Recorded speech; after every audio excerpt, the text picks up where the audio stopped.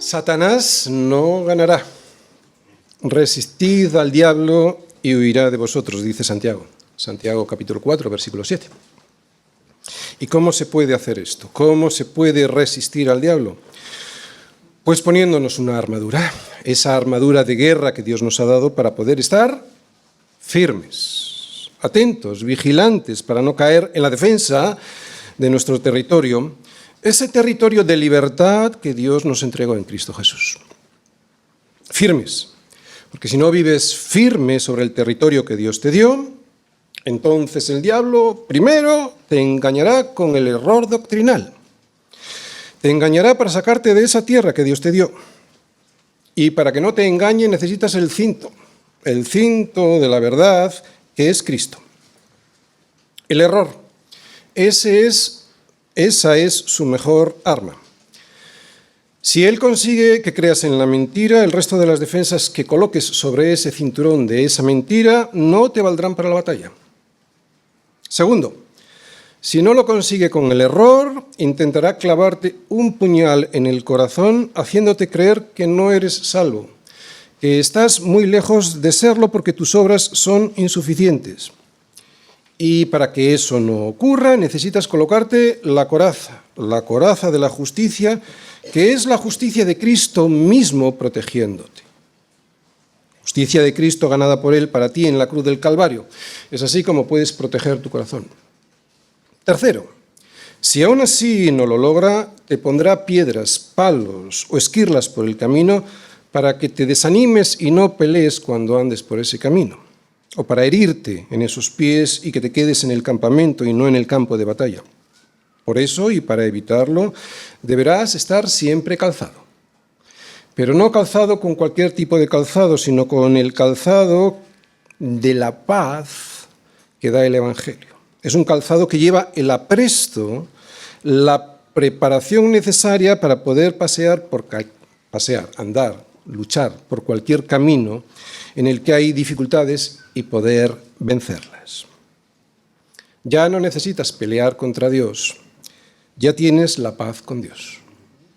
Cuarto, además, tú y toda la Iglesia podemos levantar los escudos de la fe para defendernos contra los ataques de Satanás. ¿Cómo?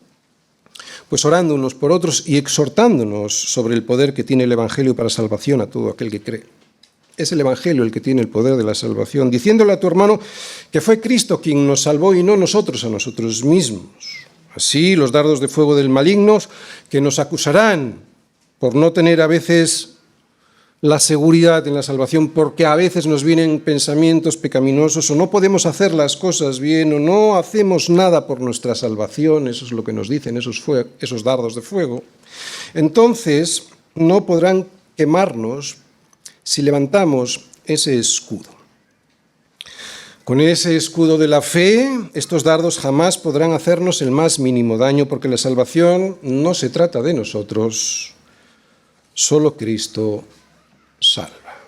Y quinto, también todos en la Iglesia necesitamos soldados con el yelmo de la salvación bien colocado. Es un casco que nos procura la certeza de la salvación que tenemos en Cristo Jesús.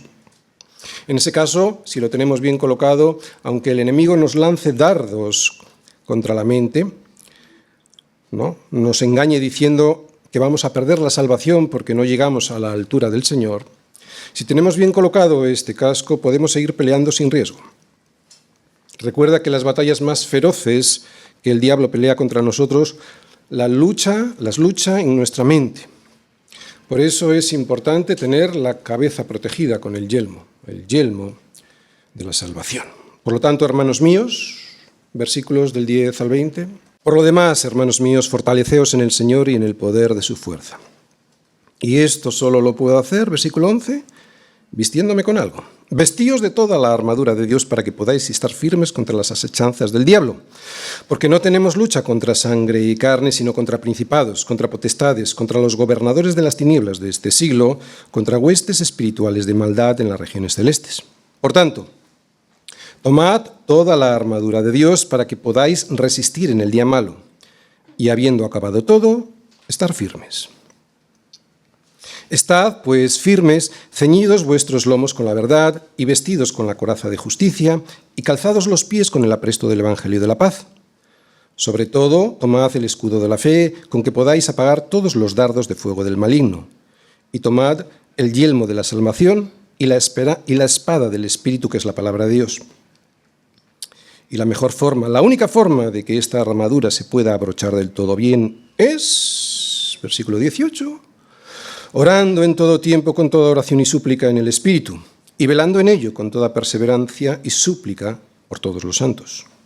Y por mí, dice Pablo, a fin de que al abrir mi boca me sea dada palabra para dar a conocer con denuedo el misterio del Evangelio, por el cual soy embajador en cadenas, que con denuedo hable de él como debo hablar. La armadura de Dios. Hoy veremos la espada y la oración. Efesios 6, versículos del 17 al 20. Llegamos a la sexta y última prenda de la armadura que el soldado de Jesucristo debe vestir. La espada del Espíritu. Un soldado sin espada hace el ridículo. Por lo menos así se vería un soldado romano. De la misma manera, un soldado de Jesucristo sin el conocimiento de la palabra de Dios y la destreza en su uso es visto por Satanás como si se vistiese con un traje de soldado romano, sí, pero de carnaval. Le da risa ver que vistes una coraza de plástico y una espada de cartón. No es muy digno de un soldado, de verdad. Recuerdo en una ocasión cómo alguien intentaba rebatirme que la justificación era por obras y no por fe, como yo acababa de enseñar en un sermón. Era un católico, claro, y sacó a relucir algún versículo que le habían indicado que debía repetir para esas ocasiones, pero nada más. Me daba mucha pena porque a cada paso que daba más se metía en el charco de sus propias contradicciones, porque no podía ni sabía usar la palabra del Espíritu, sino solo ese versículo sacado de contexto. Por eso no pudo seguir argumentando y se tuvo que callar. Dice Juan en Apocalipsis 12, versículo 9 y 10, que Satanás engaña al mundo entero, que fue arrojado a la tierra y que sus ángeles fueron arrojados con él. Dice también de él que es el acusador de nuestros hermanos. O sea, no solo engaña al mundo entero, sino que acusa a los cristianos. Es el acusador de nuestros hermanos, que los acusa delante de nuestro Dios de día y de noche.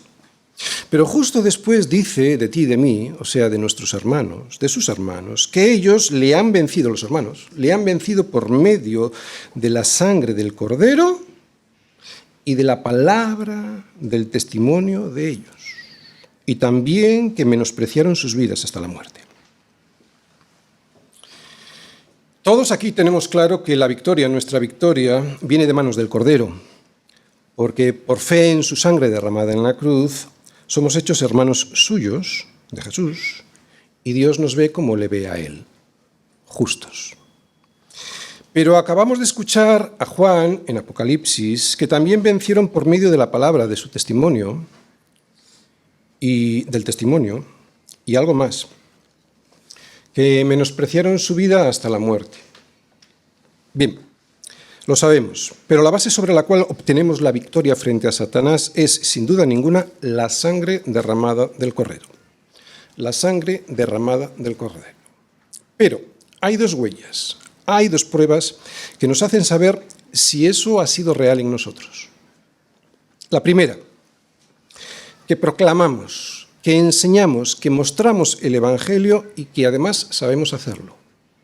Esto es lo que significa la palabra del testimonio de ellos. La palabra del testimonio se refiere a que peleamos, y que peleamos con una espada que sabemos usar. Lo que nosotros decimos, nuestro testimonio, armoniza perfectamente con la palabra de Dios. De hecho, nuestro testimonio debiera ser siempre la palabra de Dios. Y junto a esta primera prueba que nos indica si hemos recibido por fe la victoria de Cristo en la cruz, y que es el uso diestro de esta espada del Espíritu, que es la palabra de Dios, viene una segunda. Menospreciamos nuestra vida hasta la muerte. No queremos morir. ni mucho menos. Tampoco somos insensatos ni estamos locos. Lo que esto quiere decir es que sabemos cuál es el precio que podríamos llegar a pagar por ser fieles a la palabra con la que nos defendemos. Eso es lo que significa.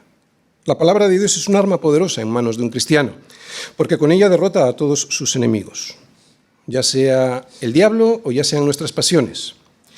Y un buen soldado de Jesucristo menosprecia su vida aquí antes que dejarse doblegar por el enemigo y sus mentiras. Así pues, valientes del Señor, versículos del 14 al 20, estad pues firmes, ceñidos vuestros lomos con la verdad y vestidos con la coraza de justicia, y calzados los pies con el apresto del Evangelio de la paz. Sobre todo, tomad el escudo de la fe con que podáis apagar todos los dardos de fuego del maligno. Y tomad el yelmo de la salvación. Y tomad también, como veremos hoy, la espada del Espíritu, que es la palabra de Dios.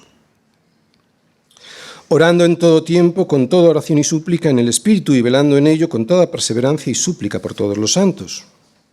Y por mí, a fin de que al abrir mi boca me sea dada palabra para dar a conocer con denuedo el misterio del Evangelio, por el cual soy embajador en cadenas, que con denuedo hable de él como debo hablar. Muy bien, y la predicación de hoy tiene el siguiente esquema. Primera parte, la espada del Espíritu, versículo 17, la segunda parte de ese versículo, y segunda parte de la predicación, cómo vestir toda esta armadura que hemos estado viendo, versículos del 18 hasta el 20. Primera parte, la espada del Espíritu. Dice así el versículo 17, y tomad el yelmo de la salvación, y lo que vamos a ver hoy, y la espada del Espíritu, que es la palabra de Dios. ¿Qué es una espada? Bueno, como ya hemos dicho, llegamos a la sexta y última prenda de la armadura que el soldado de Jesucristo debe vestir. La espada del Espíritu. Explicar qué es una espada y cómo se maneja no es algo muy difícil de hacer. ¿Qué es una espada? Hasta los niños más pequeños lo saben, y cómo se maneja también. Así que no gastaremos mucho tiempo en eso. Lo que sí diremos es que los soldados romanos podían usar dos tipos de espadas. Una larga y pesada y otra más corta y manejable en el cuerpo a cuerpo. Es esta segunda de la que Pablo habla. La palabra en griego que Pablo usa aquí para explicar esta pieza de la armadura es la de una espada pequeña. Bien. La espada se utiliza para defenderse, pero también para atacar. Esta es la diferencia que tiene esta parte de la armadura con respecto al resto de las partes. Con ella nos defendemos y con ella atacamos si es preciso. Por lo tanto, la espada, que dice Pablo, es la palabra de Dios, es un arma en nuestras manos. Es el arma con la que nos defendemos para no ser derribados cuando el enemigo nos ataca, y es el arma con la que atacamos cuando es necesario hacerlo. ¿De acuerdo? Pero, ¿por qué dice Pablo de esta palabra que es la palabra del Espíritu? ¿Qué significa que la palabra es del Espíritu? Muy bien, quiero que prestéis atención, ¿vale? Porque a estas horas igual estamos un poco así cansaditos, pero prestar atención porque la palabra es viva y eficaz, más cortante que toda espada de dos filos, ¿eh? Así que esperemos que eso haga hoy en nuestro corazón. Pablo nos dice que la palabra de Dios es la palabra del Espíritu. Y yo lo que veo aquí es que tiene un triple significado, o en un triple sentido. Fijaros, primero porque la palabra fue inspirada por el Espíritu Santo, ¿de acuerdo? Porque nunca la profecía fue traída por voluntad humana, sino que los santos hombres de Dios hablaron siendo inspirados por el Espíritu Santo, ¿de acuerdo? Primero es porque la palabra fue inspirada por el Espíritu Santo. Segundo, el Espíritu Santo es quien estimula el corazón para que crea la palabra de Dios. Es el Espíritu Santo. Pablo en Hechos nos habla de una mujer llamada Lidia, vendedora de púrpura en la ciudad de Tiatira, que adoraba a Dios y que estaba oyendo. Y el Señor abrió el corazón de ella. Y el Señor abrió el corazón de ella. Y el Señor abrió el corazón de ella para que estuviese atenta a lo que Pablo decía. No dice el Espíritu Santo, dice el Señor, pero es evidente que es el Espíritu del Señor, entre otros motivos porque estamos en Hechos 16 y allí el Señor ya no estaba en la tierra, estaba a la diestra del Padre. Y tercero, porque es el Espíritu Santo quien la usa. O sea, fue inspirada por el Espíritu Santo, la palabra, también es él quien estimula el corazón para que crea la palabra, y tercero, porque el Espíritu Santo es quien la usa. Fijaros, aunque alguien quisiera usar la palabra de Dios y aun teniendo la mejor de sus intenciones, si esta persona no es usada por el Espíritu Santo para que sea él, el Espíritu Santo, quien convenza al mundo de pecado, justicia y juicio, entonces de nada le valdría, porque solo es el Espíritu Santo quien puede convencer. Esa es una de sus misiones en la tierra, convencer al mundo de que tiene y de que vive en pecado porque no creen en Cristo. Convencer al mundo de justicia, que es Cristo, porque fue Él a quien levantó Dios de los muertos, por ser justo. Y convencer al mundo de juicio, el juicio que tendrán si no aceptan que tienen pecado y de que Cristo es su única justicia para superar ese pecado. La espada esgrimida así, con el poder del Espíritu Santo, es viva y eficaz, y más cortante que toda espada de dos filos, y penetra hasta partir el alma y el espíritu, las coyunturas y los tuétanos, y discierne los pensamientos y las intenciones del corazón. En definitiva, Dios es el autor de esta palabra, a través del Espíritu Santo. El Espíritu Santo es el único y verdadero intérprete de esta palabra, y solo el Espíritu Santo puede hacer que esta palabra actúe en el alma. Y entendiendo qué significa esto de usar la palabra y que esta palabra es del Espíritu, ahora podemos preguntarnos, ¿y cómo se usa la espada? ¿Cómo usar esta espada? Bueno, pues yo creo que nada mejor que ver a Jesús usándola en las tentaciones del desierto, ¿vale? Vamos todos, pues, a Mateo 4, versículos del 1 al 11. Dice así: entonces Jesús fue llevado por el Espíritu al desierto para ser tentado por el diablo. Y después de haber ayunado 40 días y 40 noches, tuvo hambre. Y vino a él el tentador y le dijo: si eres hijo de Dios, di que estas piedras se conviertan en pan. Él respondió y dijo: escrito está.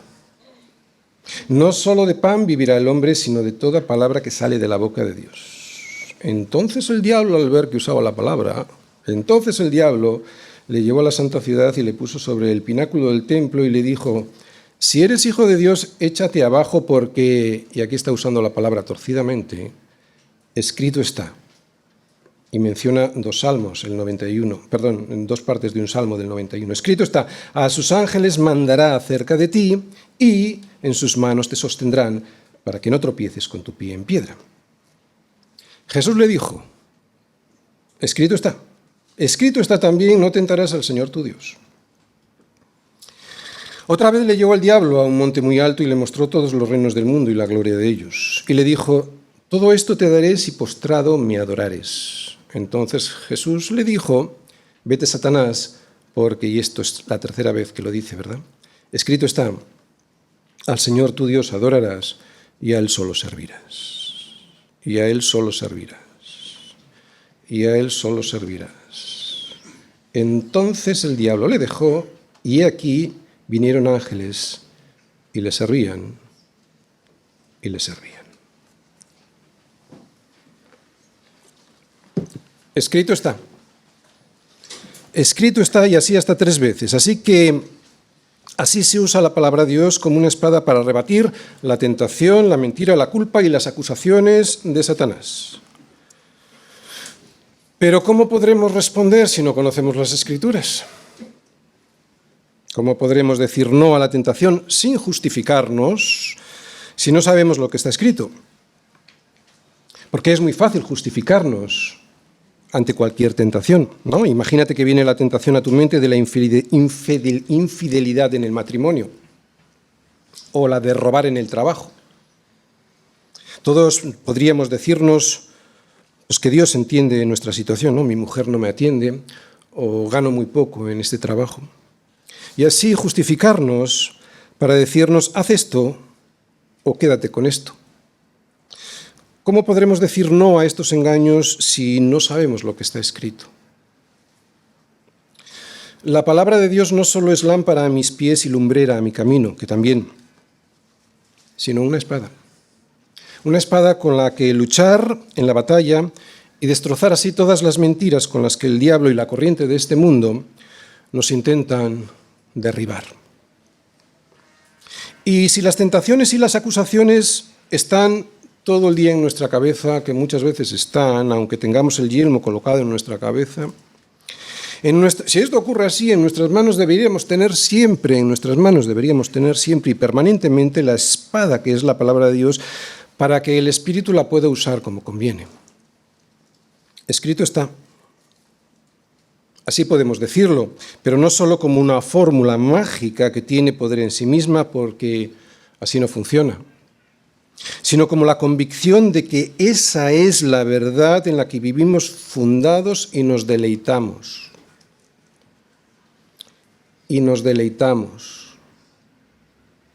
Y nos deleitamos. Si tu ley no hubiese sido mi delicia, ya en mi aflicción hubiera perecido. Escrito está. Esta espada no solo ahuyenta al enemigo si nos tienta, sino que consigue la victoria sobre las pasiones que pretenden gobernar en nuestro cuerpo para llevarlo a la destrucción. Por eso, y aunque nos ciñamos el cinto de la verdad, que hay que hacerlo, y nos coloquemos bien la coraza de la justicia, que es Cristo, la justicia de Cristo, o nos calcemos con el apresto que da el calzado del Evangelio de la paz, o levantemos el escudo de la fe para apagar todos los dardos de fuego del enemigo, y salgamos siempre protegidos con el yelmo de la justicia en la cabeza para proteger nuestra mente de todos sus ataques, la espada de la palabra de Dios ha de estar siempre en nuestra mano para poder no solo defendernos, sino también atacar cuando sea necesario. Pero para eso la tengo que conocer. Esta espada que usa el Espíritu Santo también está inspirada por Él, por eso solo es Él quien la puede interpretar. Así que si algún pasaje nos parece oscuro, seguro que hay otro que lo aclara, porque ninguna profecía de la Escritura es de interpretación privada. Y si no lo aclara, pues será porque Dios no quiere que lo sepamos, por lo que sea. Tenemos que aprender a no pensar más de lo que está escrito, no sea que por causa de uno nos envanezcamos los unos contra los otros. La palabra es testigo suficiente para sí misma. No necesita tomar prestados los testimonios humanos. Si alguien no cree a la palabra de Dios, menos creerá a la nuestra, porque además no será usada por el Espíritu Santo para convencer de pecado, justicia y juicio, que es lo que necesita escuchar el hombre para la salvación. Muy bien, estamos escuchando cómo usar la espada. Hemos visto cómo Jesús usó la espada para ahuyentar y para vencer al diablo.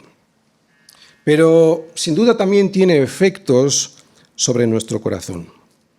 Quiero resumir algunos de los que ya he dicho, pero los voy a sistematizar. Fijaros, primero, tiene poder para escudriñar. Seguro que lo recordáis. Al igual que Jesús entró, estando las puertas cerradas en el lugar donde los discípulos estaban reunidos por miedo de los judíos, vino Jesús y puesto en pie, en medio, les dijo: paz a vosotros. No le abrieron la puerta. Pasó. Así es la palabra. Entra sin preguntar donde nadie puede entrar porque está cerrado. 2 puntos. El corazón. Está cerrado a todos, menos a Dios. Por eso este poder de escudriñar nuestro corazón que tiene esta espada, que es la palabra, es una prueba irrefutable de que proviene de Él, de Dios y de nadie más. Para mí es la prueba definitiva, prueba de que las Escrituras están inspiradas por Dios mismo. La palabra de Dios conoce nuestros secretos, esos que nosotros mismos nos escondemos, y nos los revela. Por eso cuando la lees o cuando un pastor predica un sermón exponiendo la palabra tal y como es ella, puedes ver lo que antes estaba escondido en tu corazón porque te lo habías escondido a ti mismo. Yo, el Señor, soy el que escudriño, dice Jeremías. Yo, el Señor, soy el que escudriño la mente y el que pruebo el corazón. Jeremías 17, versículo 10. Pero también nos descubre lo que no sabemos, porque Dios sabe más sobre nosotros que nosotros mismos. ¿Cuántas veces al leer la palabra o al escuchar un sermón encontramos algo que nuestra conciencia no había descubierto? ¿Verdad? En ocasiones me he encontrado con personas que estaban muy convencidas de ciertas cosas y de repente, cuando yo les expongo la palabra, de repente, no es que estuvieran escondiendo algún pecado, sino que lo desconocían y se dan cuenta de que eso no es así. ¿Con qué limpiará el joven su camino? Con guardar su palabra. Muy bien, tiene el poder para escudriñar y tiene el poder para convencer. A nuestra conciencia no puede entrar nadie salvo Dios. Nadie. La espada del Espíritu, cuando entra en la conciencia, una de las cosas más importantes que hace es convencernos de pecado. Y si convence de pecado a la conciencia, que es la torre más inexpugnable que tenemos en nuestro corazón, es porque la palabra es más fuerte que nosotros. Otro argumento de su inspiración divina. Por eso esta palabra pudo convencer a Félix, al gobernador Félix, cuando Pablo le predicó. Es cierto que luego se olvidó, pero al disertar Pablo acerca de la justicia, del dominio propio y del juicio venidero, de la justicia, del dominio propio, o sea, el pecado, ¿no? Tenemos dominio propio, pecado, y del juicio venidero, Félix se espantó. Luego le dijo, ahora vete y cuando tenga oportunidad te llamaré, pero la espada llegó hasta su conciencia y se espantó. Félix tenía que juzgar a Pablo, pero al escuchar sobre el pecado, la justicia y el juicio que él tendría que someterse ante Dios, resulta que se espantó. Es cierto que no hizo caso de su propio espanto, pero la labor de la espada de convencer se cumplió. Así que lo que estamos viendo es que la espada del Espíritu tiene el poder de escudriñar y el poder de convencer y tiene el poder de consolar. El consuelo solo viene por el perdón y solo puede consolar aquel que puede perdonar, nadie más. Por eso, y como los pecados solo los puede perdonar Dios, el verdadero consuelo solo puede venir al alma si le llega el perdón de Dios.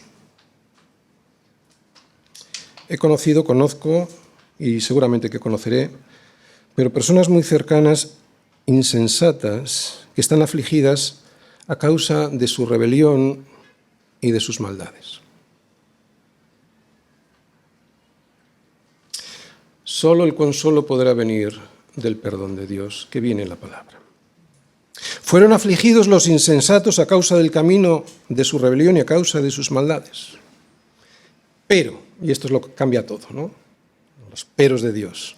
Pero clamaron al Señor en su angustia y envió su palabra y los sanó. La palabra no solo nos muestra nuestro pecado, también tiene el poder de consolar al pecador que clama arrepentido. Ella es mi consuelo en mi aflicción, porque tu dicho, la palabra, tu dicho me ha vivificado, dice el Salmo 119, versículo 50. Muy bien, poder de escudriñar, poder de convencer y poder de consolar, y además tiene el poder para convertir. La regeneración que produce la palabra es un milagro, no es una simple transformación, es regeneración, o sea, rehacer de nuevo a una persona, eso es lo que hace la palabra de Dios, hacerla ex novo. ¿Cómo puede ser que algo tan poco atractivo para el corazón humano como es la palabra de Dios y sus consejos pueda convertir al alma haciéndola nacer de nuevo? ¿Cómo puede ser que alguien que escucha la palabra de Dios y se humilla ante ella cambie tanto que ya no vuelva a ser la misma persona? Bueno, pues porque esta espada viene de Dios y no del hombre. Gracias a esta espada, que es Cristo mismo, los ciegos ven lo que antes no veían, y los cojos pueden andar y entrar al templo, ese al que antes no podían entrar a adorar y van detrás del Señor. Leamos todos Tito 3, versículos del 3 al 5, para poder ver el poder de esta regeneración. Dice así: porque nosotros también éramos en otro tiempo insensatos, rebeldes, ¿quién no, verdad? Extraviados, esclavos de concupiscencias y deleites diversos, viviendo en malicia y envidia, aborrecibles y aborreciéndonos unos a otros. Pero, otro pero del Señor, ¿verdad? Que lo cambia todo. Cuando se manifestó la bondad de Dios nuestro Salvador y su amor para con los hombres, nos salvó. No por obras de justicia que nosotros hubiésemos hecho, sino por su misericordia, por el lavamiento de la regeneración, esto es lo que hace la palabra, nos lava y nos regenera, por el lavamiento de la regeneración y por la renovación en el Espíritu Santo.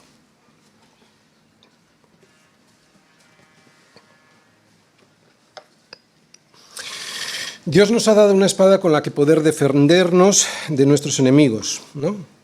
Así pues, debemos ser agradecidos a Dios por la misericordia de poder disponer de ella y además con libertad. ¿Sí? Amén.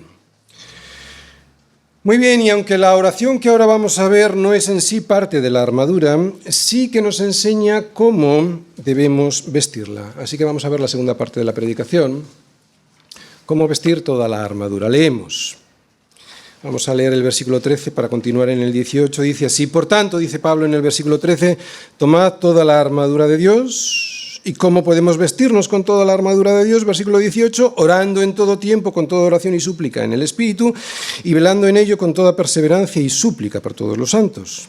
Y por mí, a fin de que al abrir mi boca me sea dada palabra para dar a conocer con denuedo el misterio del Evangelio, por el cual soy embajador en cadenas, que con denuedo hable de él como debo hablar. Así es la manera en la que debemos vivir nuestra vida cristiana, con la armadura de Dios puesta y abrochada con la oración.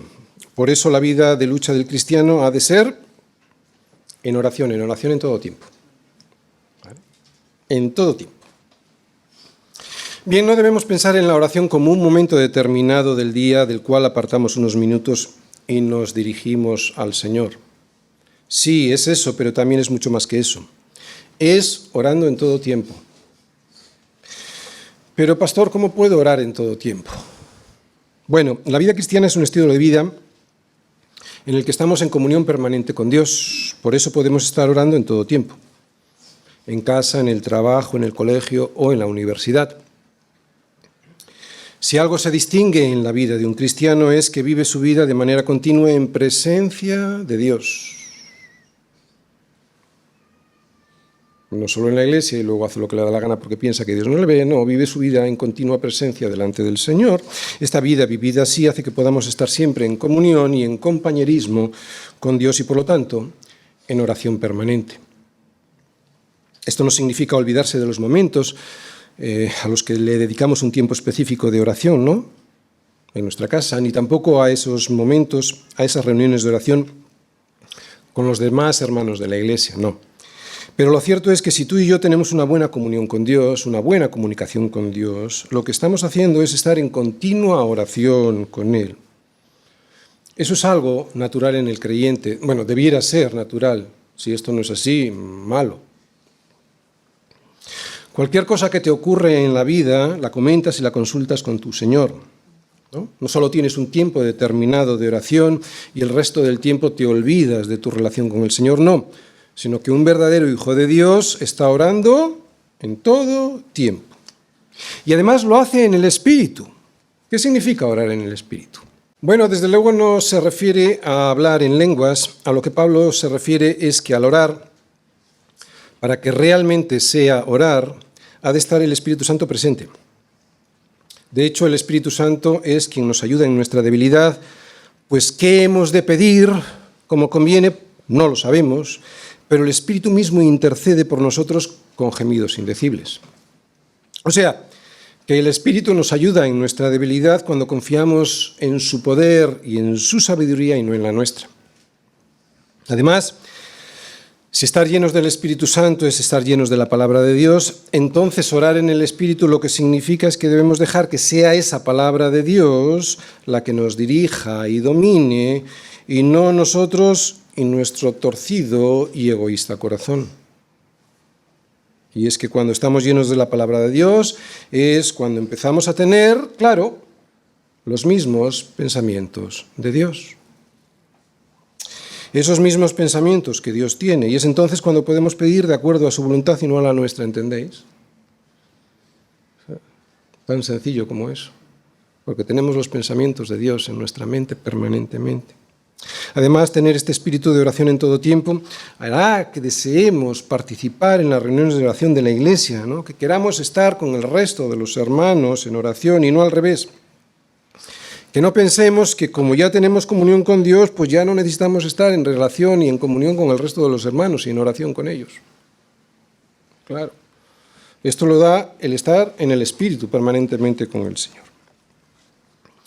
La Biblia no dice cuál es el mejor lugar para orar, tampoco el mejor momento para hacerlo. Lo que la Biblia nos dice es que lo hagamos en todo tiempo y en el Espíritu. ¿De acuerdo? No dice ni el lugar ni el tiempo, dice en todo tiempo y en el Espíritu. Además dice con toda oración y súplica. Con toda oración y súplica. A lo que se refiere con esto es que cuando en nuestra batalla diaria estamos usando la armadura de Dios, pues normalmente estamos en el trabajo, en la clase o en la calle, y no en un lugar cerrado, en nuestro cuarto, donde nos podemos poner a orar, o en las reuniones de la iglesia. Nos suele pillar fuera. Es entonces cuando podemos orar con todo tipo de oración y súplica. O sea, todo tipo de oración y súplica puede ser un momento de adoración ante la misericordia de Dios en tu vida, porque algo ves en ese momento que te da el impulso de adorar a Dios. O un momento de confesión, ¿no? Ante la revelación de un pecado que estabas cometiendo en el trabajo. O un momento en el que te acuerdas de pedir por tu pastor y oras por él para que tenga tiempo y paz para preparar el sermón que te va a alimentar esa semana. O un momento de intercesión por algún hermano que te ha pedido que ores por algo concreto.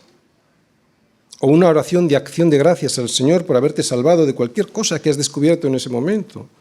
O sin más, por la vida eterna que Dios te ha regalado en Cristo Jesús. Así que orar con todo tipo de oración y súplica puede ser adoración, puede ser confesión, puede ser una intercesión en un momento determinado, puede ser una oración de acción de gracias en cualquier momento. Este tipo de oraciones son el testimonio de una vida en comunión con Dios y llena de plenitud. Y sin embargo no estamos encerrados en nuestro cuarto orando al Señor, sino que casi siempre nos pilla en la calle o en la clase o en nuestro trabajo. Así que tenemos que orar en todo tiempo, en el Espíritu, con toda oración y súplica y con toda perseverancia. Mirad, velad y orad, porque no sabéis cuándo será el tiempo, nos dice el Señor. Y velad y orad para que no entréis en tentación. Por lo tanto, perseverar es estar firmes, es estar despiertos, es estar alerta ante un enemigo que como león rugiente anda alrededor buscando a quien devorar. Perseverar es mirad, velad, orad. Hay que recordar que vivimos en un territorio, la libertad y la verdad, regaladas por Cristo Jesús, territorio sobre el cual construimos nuestro hogar, que nos ha sido entregado por el Señor para que lo cuidemos, pero que sin embargo el enemigo anda buscando cómo conquistar de nuevo, cómo recuperar. De ahí la necesidad de estar siempre con la espada en la mano. Por eso, perseverar en la oración significa no dejar de orar por algo que vemos que Dios nos lo hasta que Dios nos lo entrega, ¿no? No dejar de orar hasta que Dios nos lo entrega. Y me puedes decir, y con razón, puede que Dios no nos lo dé, pero si creemos en el Espíritu que esa petición es del Señor, lo que Él quiere es que no dejes olvidado tu pedido al primer intento. Y sé de lo que hablo porque esto a mí me ocurre mucho. Dios quiere verte resuelto, determinado a pedir aquello que crees que está en su voluntad hasta que lo veas solucionado. O, y esto lo quiero resaltar, ya veas que no era su deseo para ti. Que se puede dar, de hecho, es lo que más se da. Además, el tiempo de espera en una petición hace que podamos estar más en comunión con el Señor, de manera que podemos llegar a discernir si realmente ese era o no su deseo para nosotros. Debemos, pues, estar orando en todo tiempo, en el Espíritu, con toda oración y súplica, con toda perseverancia y por todos los santos. Lo que esto significa es que los efesios debían orar no solo por ellos y su congregación, sino por todos los miembros de todas las iglesias que ellos conocían. Es normal que oremos por nuestros hermanos, especialmente por los de nuestra iglesia local. Ellos son los soldados que caminan junto a mí en la batalla. Por eso no solo debo orar por mí, debo orar por ellos porque son los soldados que me acompañan. Si ellos caen, yo tendré muchas posibilidades de caer también. Claro. Tengo que levantar mi escudo de la fe junto a todos ellos para poder apagar todos los dardos de fuego del maligno. Estamos en una guerra, todos. Por eso Pablo dice, y también por mí. Y también por mí. Pablo sabía de la importancia de la oración y por eso les pide que también se acuerden de él. Pide para que pueda ser liberado de la prisión.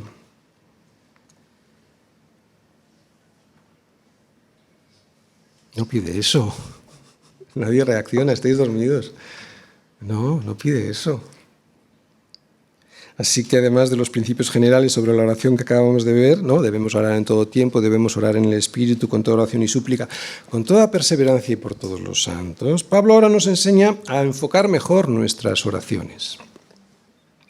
Pide para que le sea dada palabra y para que le sea dado denuedo.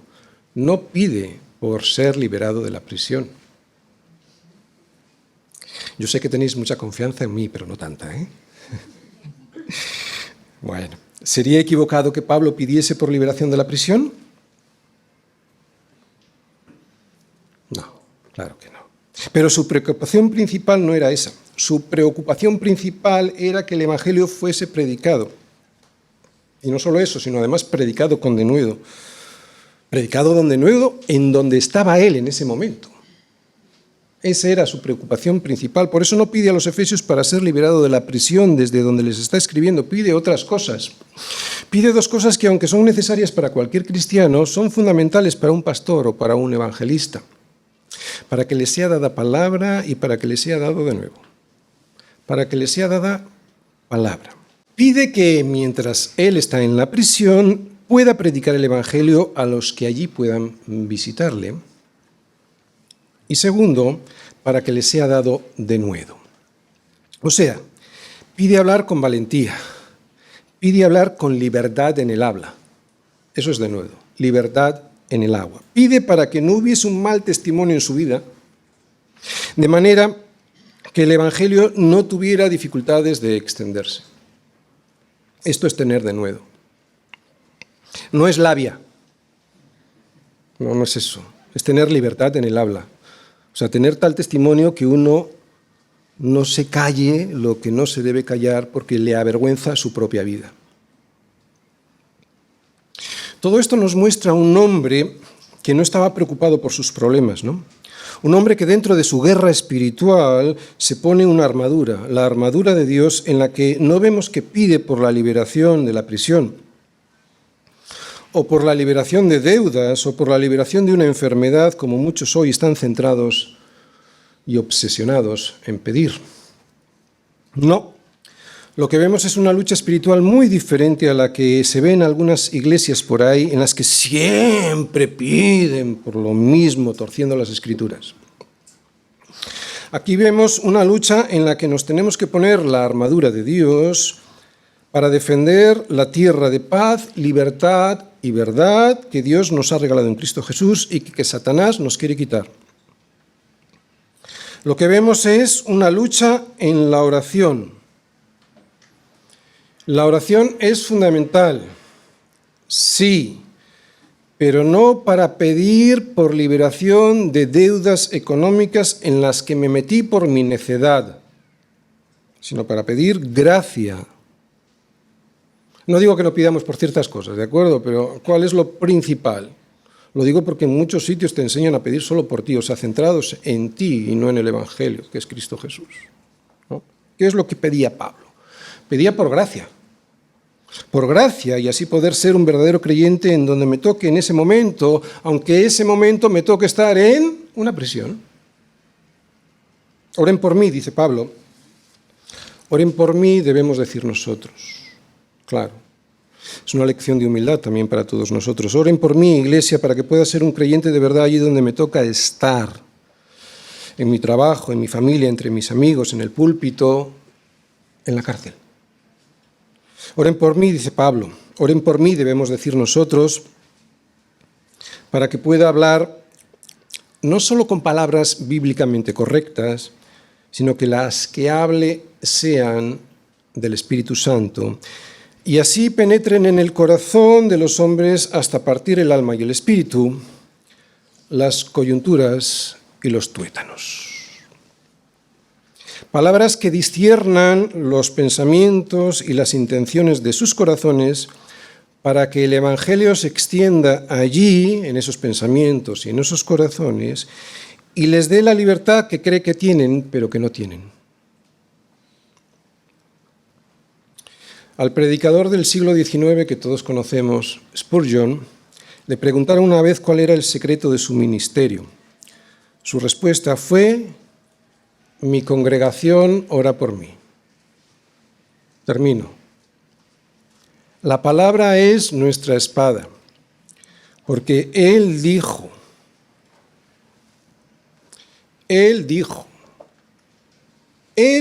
no te desampararé ni te dejaré. Él dijo. Es ahí donde tenemos la fuente de toda nuestra sabiduría y de todo nuestro consuelo. Esa es tu espada. Como está escrito, Él dijo. Todo el mundo está dispuesto a tolerar un cristianismo en el que estamos como de vacaciones, pero no un cristianismo de lucha y de guerra contra Satanás. Y sin embargo estamos en una guerra espiritual en la que el enemigo se centra especialmente en conquistar nuestra mente, para luego agarrar nuestro corazón. Por eso la mejor arma de nuestro enemigo es la mentira, el error doctrinal. Si consigue que centres tu lucha en cuestiones como liberación económica, éxito material, bienestar físico o progreso social, ya te tiene neutralizado, porque ahí no está la lucha. Ahí no está la lucha. Si el diablo te tiene que llevar rico y sano al infierno, lo hará. Si el diablo te tiene que llevar rico y sano al infierno, lo hará. De hecho, el infierno está lleno de esas personas, que no te quepa la menor duda, lo hará. Está lleno de esas personas que eran ricas y que estaban llenas de salud. Así que cuidado. Cuidado con el diablo y sus mentiras. Cuidado con el diablo, porque torcer la verdad es su mejor arma. Que no te engañe. La victoria ya es nuestra. Cristo venció a Satanás y ahora solo nos toca lidiar con los estertores de su furia. Pero la victoria es nuestra. La lucha está ganada porque está derrotado. Nos toca lidiar con esos estertores, ¿verdad? Por eso necesitamos la armadura de Dios toda, para poder vencer en las batallas finales que nos quedan hasta el día de la victoria definitiva, cuando entre Cristo por la gran avenida y su desfile de la victoria a por su pueblo.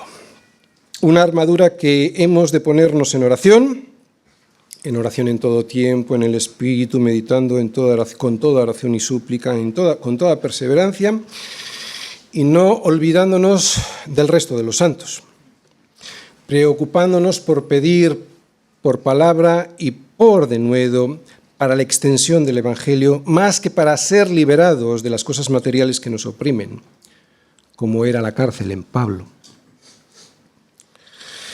Somos soldados, pero no somos soldados, o no debiéramos ser soldados amargados, ni fracasados, ni mucho menos perdedores, porque en esta batalla somos más que vencedores por medio de aquel que nos amó. Pero para poder seguir siéndolo, necesitamos tomar la armadura, toda la armadura de Dios. ¿Y cómo se abrocha esta armadura? Ya lo hemos visto, en todo tiempo, con toda oración y súplica, en el Espíritu, y velando en ello con toda perseverancia y súplica por todos los santos. Y si te caes, te levantas. Has de saber que nuestro capitán general no es un cobarde y que será él mismo quien te sostenga en la batalla. Además, el resto de tus hermanos también estarán ahí en la batalla, levantando el escudo de la fe para protegerte de los dardos de fuego del enemigo. No estás solo, pero levántate. Levántate y lucha. Lucha con la armadura de Dios y abrochada con la oración. ¿Qué pues diremos a esto? ¿Qué pues diremos a esto? Si Dios es por nosotros, ¿quién contra nosotros? Amén.